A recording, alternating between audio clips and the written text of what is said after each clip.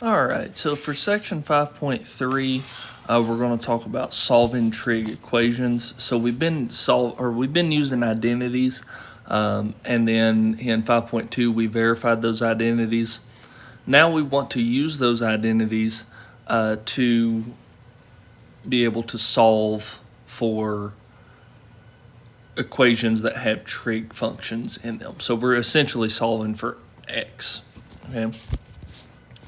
And so one thing that I do want to mention, similar to that in algebra, if we have an equation like, say 2 tangent squared x minus 3 tangent x plus 1 is equal to 0, then this is a quadratic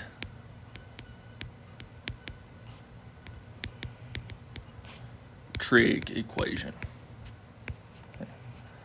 So it's similar to that being of a quadratic in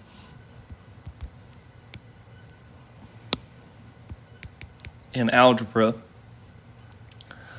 The only difference is now instead of just having a plane x, you have a tangent of x, okay? But you can still use the quadratic formula to solve for this.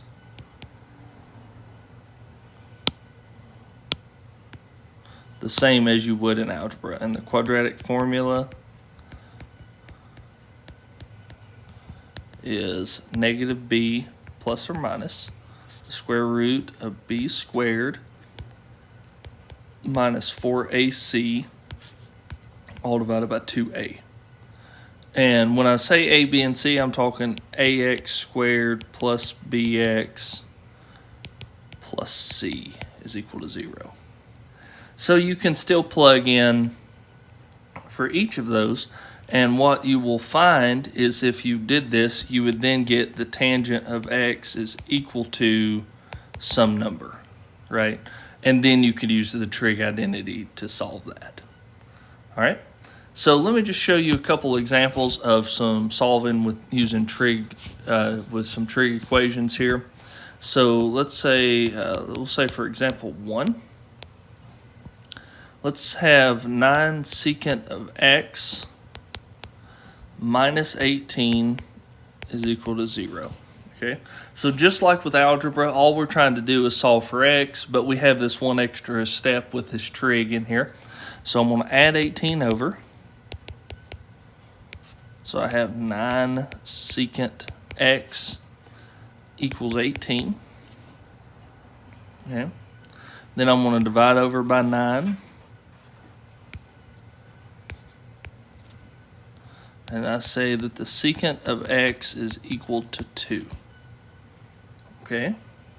Well, the secant of x being equal to 2 doesn't really help me a whole lot, because what I'm looking for x is some kind of, pi over some number, right? Something along that form, okay? So this is where the trig identities come in. And if you remember that the secant of theta is equal to 1 over the cosine of theta. So what I'm really saying here is 1 over cosine of x is equal to 2. Another way I could look at that is flip this and say that the cosine of x is equal to 1 over 2. Now I can go to my unit circle, and if I go to my unit circle and I look to see where my cosine value, which is my x coordinate, is 1/2, I get that x is equal to pi over 3. Okay. You could also take you could also use inverse trig to solve this if you wanted to using the calculator. Whatever means that you want to go about, I think using the trig identities is a little bit easier, especially because we just have that unit circle to reference to get the radian value. And so x is pi over 3. Okay. Another example here that involves a square root, but not necessarily needs to use the quadratic formula, is 6 secant squared x minus 8 is equal to 0. Okay? So I'm going to just add 8 over.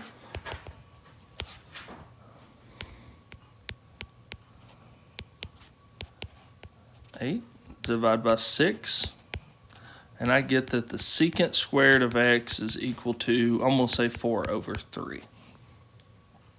Okay? Now, just like if I had x squared, I would take the square root of both sides. So taking the square root, remember if you take the square root of a number, you pick up this plus or minus. So I'm really saying that the secant of x is equal to plus or minus 2 over square root of 3. Well, as I just mentioned with the secant previously, secant is really just cosine. So all I really have to say, or 1 over cosine, so really I'm saying 1 over cosine of x is equal to plus or minus 2 over square root of 3. So I'm really saying that cosine of x will either be equal to positive or negative square root of 3 over 2. All right, so I go to my unit circle. And what I find is that the first value, I've always started at 0 and I'm counting counterclockwise. The first value where this is true is when x is pi over 6. The other value that this is true is when x is 5 pi over 6. So at the square, or at positive square root of 3 over 2 in the x coordinate, I'm at pi over 6. The first time I get negative pi, or negative square root of 3 over 2 is at 5 pi over 6. Okay?